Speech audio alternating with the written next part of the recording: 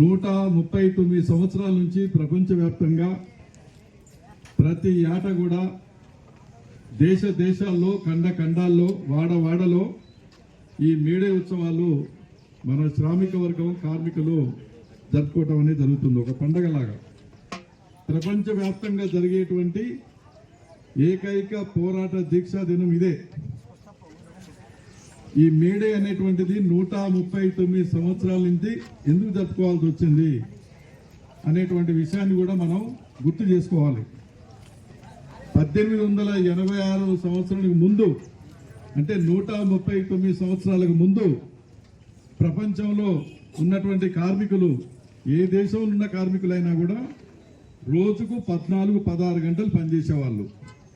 వాళ్ళకు ఉద్యోగ భద్రత ఉండేది కాదు, పనికి తగ్గ వేతనాలు ఉండేవి కావు, ఆరోగ్య భద్రత ఉండేది కాదు. వాళ్ళు కంపెనీకి డ్యూటీకి పోయిందంటే భార్య పిల్లలు లేవకముందే వెళ్ళిపోయేవాళ్ళు, పడుకున్నాక మళ్ళీ వచ్చేవాళ్ళు.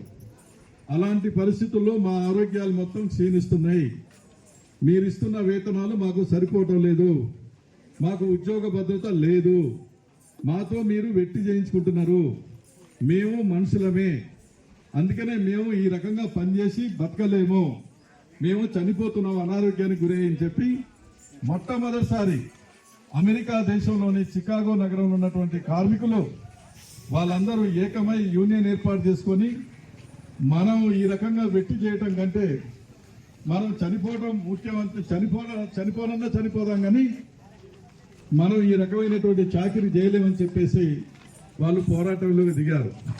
యజమానులందరికీ కూడా లెటర్లు ఇచ్చారు, అయ్యా మాకు 8 గంటల పని దినం కావాలి, పెరుగుతున్న ధరలకు అనుగుణంగా వేతనాలు పెంచండి, మా ఆరోగ్యాలు దెబ్బతింటే మీరు వైద్య సౌకర్యం కల్పించండి అని చెప్పేసి న్యాయమైనటువంటి డిమాండ్స్ పైన యజమానులకు లెటర్స్ ఇచ్చారు. ఆ లెటర్స్ పైన యజమానులు ఏం పట్టించుకోకుండా వాటిని పక్కన పడేయటం అనేది జరిగింది. తప్పనిసరి పరిస్థితుల్లో అక్కడ ఉన్నటువంటి కార్మికులంతా కూడా సమ్మె నోటీసులు ఇచ్చి, ఇక మనం పోరాడితే తప్ప లేకపోతే వీళ్ళు పరిష్కారం చేయరని చెప్పేసి సమ్మె నోటీసులు ఇచ్చి ఆ రకంగా శాంతియుతంగా పోరాటం మొదలుపెట్టడం అనేది జరిగింది. వీళ్ళు ఇక్కడ కాక సంఘం పెట్టుకొని సాధిస్తే ఇక ఇది ప్రపంచవ్యాప్తంగా ఉంటుంది, మనకు చాలా నష్టం జరుగుతుందని చెప్పి పెట్టుబడిదారులంతా ఏకమై ఆ పోరాటాన్ని అంచడానికి తీవ్రంగా ప్రయత్నం చేశారు. కానీ ఆ కార్మికులు మాత్రం భయపడలే, మేము చావనన్నది వస్తాం తప్ప మేము 8 గంటల పని దినం తర్వాత ఉద్యోగ భద్రత మాకు కల్పించకపోతే మేము ఈ పోరాటాన్ని ఆపేది లేదు అని చెప్పేసి ఎంతో పట్టుదలతో ఆ పోరాటాన్ని నడిపించారు. చరిత్ర గురించి మనం 4 మాటలు చెప్పుకొని పోవటం కాదు. ఇవాళ భారతదేశంలో ఉన్న కార్మిక వర్గం ముందున్న కర్తవ్యం ఏంటి, తెలంగాణ రాష్ట్రంలో ఉన్న కార్మిక వర్గం యొక్క కర్తవ్యం ఏంటి? మన కర్తవ్యం ఒకటే. ఇవాళ ప్రపంచంలో ఎక్కడ శాంతి అనేది లేకుండా పోతా ఉన్నది. అనేక దేశాల్లో యుద్ధాలు జరుగుతూ ఉన్నాయి, మనం చూస్తున్నాం.